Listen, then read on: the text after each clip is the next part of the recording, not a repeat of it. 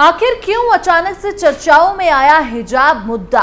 क्या कर्नाटक सरकार कर रही पक्षपात?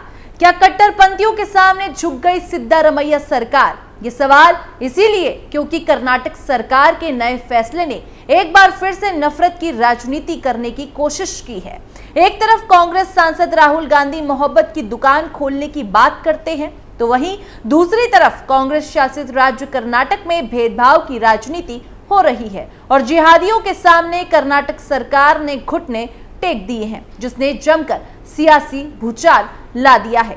जिस शिक्षक ने हिजाब पहनकर स्कूल आई लड़कियों को स्कूल के अंदर नहीं जाने दिया, उसको कर्नाटक सरकार ने सख्त सजा दी है। तो क्या कुछ है पूरा मामला, सब कुछ आपको बताते हैं। नमस्कार, मैं हूं आपके साथ पारुल त्रिपाठी और आप देख रहे हैं हमारा खास शो कच्चा चिट्ठा। कर्नाटक में फंस गई सिद्धारमैया सरकार, हिजाब को लेकर फिर से रार शुरू।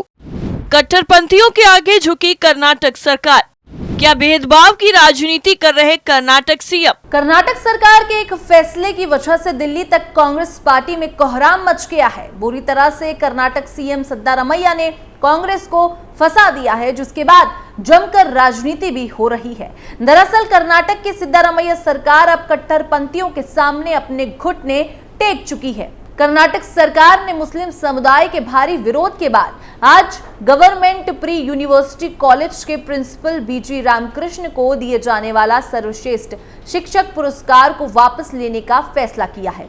कर्नाटक शिक्षा विभाग के सूत्रों ने 5 सितंबर को ये जानकारी दी। एक सूत्र ने बताया कि सरकार ने पहले बीजी रामकृष्ण के नाम का ऐलान किया था, लेकिन अब इसे वापस ले लिया गया है। हालांकि प्रदेश के शिक्षा मंत्री ने कहा कि पुरस्कार वापस लेने पर कोई फैसला नहीं लिया गया है, फिलहाल इसे रोक दिया गया है। इस पर आखिरी फैसला कमेटी लेगी। दरअसल उडुपी जिले के कुंदापुरा में रामकृष्ण को शिक्षक दिवस के मौके पर यह अवार्ड दिया जाना था, लेकिन मुस्लिम समुदाय के कुछ कार्यकर्ताओं और नेताओं ने प्रिंसिपल के खिलाफ कड़ी आपत्ति दर्ज कराई थी, जिसके बाद सरकार ने उन्हें ये पुरस्कार नहीं देने का फैसला किया है। बताया जा रहा है कि टीचर के खिलाफ गुस्से की वजह 2 साल पहले राज्य में हिजाब विवाद के दौरान उनका रवैया है। प्रिंसिपल पर क्या है आरोप? रामकृष्ण पर आरोप है कि उन्होंने कथित तौर पर हिजाब पहनने वाली मुस्लिम छात्राओं को क्लास में एंट्री करने पर रोक लगा दी थी, जिसके बाद प्रदेश समेत देश भर में हिजाब पर काफी विवाद हुआ था। कुछ दिन पहले ही स्टेट गवर्नमेंट की तरफ से भी बीजी रामकृष्ण को सर्वश्रेष्ठ शिक्षक का पुरस्कार देने की घोषणा की थी, जिसके बाद मुस्लिम समुदाय के कई संगठनों ने इसके विरोध में सोशल मीडिया पर कैंपेन चलाया था। इसकी अगुवाई डेमोक्रेटिक पार्टी ऑफ इंडिया ने की थी। शिक्षा मंत्री मधु बंगारप्पा ने क्या कहा? वहीं इस मामले पर कर्नाटक के शिक्षा मंत्री मधु बंगारप्पा ने कहा कि प्रिंसिपल सिर्फ सरकारी आदेशों का पालन कर रहे थे। मंत्री बंगारप्पा ने कहा कि जिस तरह से उन्होंने बच्चों के साथ व्यवहार किया वो मुद्दा है। अगर कोई समस्या नहीं है तो हम फैसला करेंगे। अगर वो किसी सरकारी आदेश का पालन कर रहा था तो उसे एक निश्चित तरीके से किया जाना था। अगर ये एक निश्चित तरीके से नहीं है तो इस पर यकीनन सवाल उठाया जाएगा। विभाग जांच करेगा, ये फैसला मैं नहीं करूंगा। समिति इस संबंध में निर्णय लेगी। क्या सरकार बदले की सियासत कर रही? क्या सरकार प्रतिशोध की राजनीति कर रही है? इस सवाल का जवाब देते हुए मंत्री बंगारप्पा ने कहा कि इस मुद्दे का राजनीतिकरण ना करें। कोई प्रतिशोधात्मक राजनीति नहीं हो रही है। जब कोई पुरस्कार के लिए आवेदन करता है तो योग्य उम्मीदवारों के नामों के चयन के लिए एक जिला कमेटी होती है। समिति इसे मुख्य कार्यालय को भेजेगी और मुख्य कार्यालय में इसकी जांच के लिए एक और समिति है। हालांकि इस विशेष मुद्दे में उन्होंने कुछ बातों को नजरअंदाज कर दिया। एक बार जब पुरस्कार के संबंध में मुद्दा सामने आया तो स्पष्टता के लिए निर्णय को कुछ समय के लिए रोक दिया गया। हमें मामले को स्पष्ट करने की जरूरत है और स्पष्टीकरण मिलने के बाद हम अपडेट जारी करेंगे। मंत्री ने इस बात पर जोर दिया कि समिति को पुरस्कार के लिए प्राचार्य का चयन करने से पहले सभी चीजों का सत्यापन करना चाहिए था।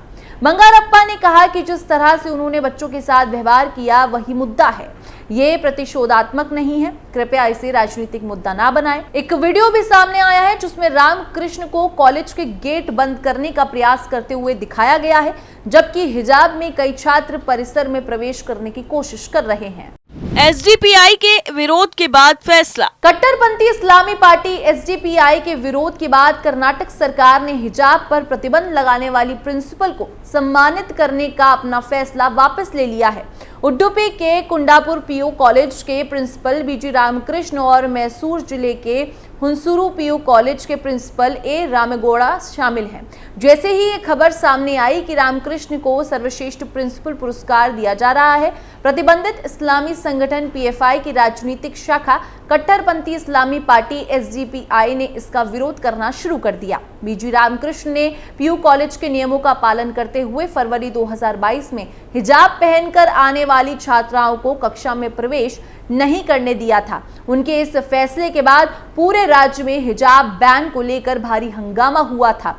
रामकृष्ण ने बताया कि उन्हें शिक्षा विभाग की तरफ से जानकारी दी गई कि तकनीकी कारणों से फिलहाल उन्हें ये पुरस्कार नहीं दिया जाएगा। उन्होंने कहा कि उन्हें बताया गया है कि हालांकि उनका पुरस्कार रद्द नहीं किया गया है। बता दें कि एसडीपीआई प्रतिबंधित इस्लामिक संगठन पीएफआई की राजनीतिक शाखा है। विवाद से बचने के लिए नहीं दिया गया पुरस्कार। रामकृष्ण को ये सम्मान दिए जाने की खबर सामने आते ही प्रतिबंधित कट्टरपंथी संगठन पीएफआई की राजनीतिक इकाई एसडीपीआई ने सबसे पहले इसका विरोध किया। एसडीपीआई के विरोध के बाद कई कट्टरपंथी ताकतें और अन्य लोग सक्रिय हो गए, जिसके बाद सोशल मीडिया पर शिक्षा विभाग की आलोचना करते हुए कई पोस्ट किए गए। शिक्षा विभाग के सूत्रों के मुताबिक किसी भी विवाद से बचने के लिए फिलहाल रामकृष्ण को पुरस्कार न देने का फैसला किया गया है। एसडीपीआई दक्षिण कन्नड़ के अध्यक्ष अनवर सदाक बजादुर ने इसको लेकर लिखा कि जिस प्रिंसिपल ने हिजाब पहनने के कारण मुस्लिम छात्रों को महीनों तक बाहर धूप में खड़ा रखा, उसके पास प्रिंसिपल होने का नैतिक अधिकार नहीं है। कांग्रेस सरकार ने उन्हें राज्य पुरस्कार के लिए क्यों नामांकित किया है? अवार्ड न देने पर भड़के बीजेपी एमएलए। कर्नाटक की सरकार ने कट्टरपंथी इस्लामिक पार्टी एसडीपीआई के विरोध के बाद हिजाब पर बैन लगाने वाले प्रिंसिपल को सम्मानित करने का फैसला वापस लेने के बाद ये मामला काफी ज्यादा आगे बढ़ गया है। उडुपी से बीजेपी के विधायक यशपाल सुवर्णा ने इस मुद्दे को लेकर सिद्धारमैया सरकार पर जोरदार हमला बोला है और कहा है कि शिक्षक समुदाय के इस अपमान के लिए मुख्यमंत्री को माफी मांगनी चाहिए।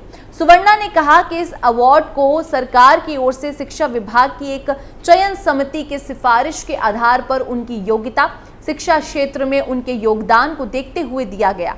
रामकृष्ण इसके असली हकदार हैं। उनके काम का रिकॉर्ड शानदार रहा है। हिजाब के मसले को लेकर जब विवाद हुआ था तब एक प्रिंसिपल होते हुए उन्होंने सिर्फ नियमों का पालन किया था। उन्होंने कोई राजनीति नहीं की। समान यूनिफॉर्म के नियम का पालन करने के लिए उन्होंने हिजाब पर बैन लगाया। ये उनका व्यक्तिगत आचरण नहीं था बल्कि संस्थान के अनुशासन का पालन करवाया था। प्रदेश के सिद्धारमैया सरकार पर एक समुदाय विशेष के दबाव में झुकने का आरोप लगाते हुए बीजेपी विधायक ने कहा कि रामकृष्ण को अवार्ड देने के लिए चुने जाने के बाद सरकार अब मना कर रही है। ये सरकार एक समुदाय के दबाव में आकर झुक गई है। ये जिले की जनता का अपमान है, शिक्षक समुदाय का अपमान है। एक बार फिर सिद्धारमैया की सरकार मधुमक्खी के छत्ते पर हाथ डालने का काम कर रही है। सीएम को जिले की जनता के अपमान के लिए माफी मांगनी चाहिए। उनकी योग्यता के आधार पर उन्हें अवार्ड दिया जाना चाहिए, नहीं तो हम चुप नहीं बैठेंगे। हिजाब मुद्दे पर कर्नाटक के मंत्री और कांग्रेस नेता एमसी सुधाकर ने कहा कि जब मैं पढ़ रहा था मेरा सहपाठी हिजाब पहने हुए थे, हमारे बीच कभी कोई मुद्दा नहीं था। बीजेपी समाज में गंभीर विभाजन पैदा करने की कोशिश कर रही है। कांग्रेस सरकार के मंत्री ने कहा कि हर एक को देखें, स्कूल में हर किसी को एक साथ बैठना होता है। मुझे व्यक्तिगत रूप से लगता है कि जिस व्यक्ति ने इस पूरे मुद्दे को जन्म दिया उनका शायद कोई और मकसद और कोई और इरादा होगा। वहीं हिजाब मुद्दे पर कर्नाटक के मंत्री दिनेश गुंडू राव ने कहा कि आइए रिपोर्ट का इंतजार करें। मैंने रिपोर्ट नहीं देखी है, इसे शायद वहां कैबिनेट में रखा जाएगा और देखते हैं कि इसमें क्या है। ये एक अंतरिम रिपोर्ट भी है। हम जो भी करें वो वास्तविक तथ्यों पर आधारित और सबूतों पर आधारित होना चाहिए। बेंगलुरु में पत्रकारों को संबोधित करते हुए राज्य के प्राथमिक और माध्यमिक शिक्षा मंत्री मधु बंगारप्पा ने कहा कि एक जिला समिति को आमतौर पर उन लोगों की सूची से पुरस्कार के लिए एक विशेष नाम चुनने का काम सौंपा जाता है जो सम्मान के लिए प्राप्त करने के लिए आवेदन करते हैं, लेकिन समिति ने मुद्दे को नजरअंदाज कर दिया है। जब हमें बुधवार को इस मुद्दे के बारे में पता चला तो हमने पुरस्कार को रोकने का फैसला किया। हमें मामले को स्पष्ट करने की जरूरत है और स्पष्टीकरण मिलने के बाद हम अपडेट जारी करेंगे। यानी कुल मिलाकर सिद्धारमैया सरकार के खिलाफ जमकर विरोध शुरू हो गया है। अब देखना होगा कि इसमें आगे क्या कुछ हो सकता है या देखने को क्या मिलेगा। फिलहाल के लिए कच्चा चिट्ठा में बस इतना ही। बाकी देश और दुनिया की तमाम खबरों के लिए आप देखते रहिए कैपिटल टीवी।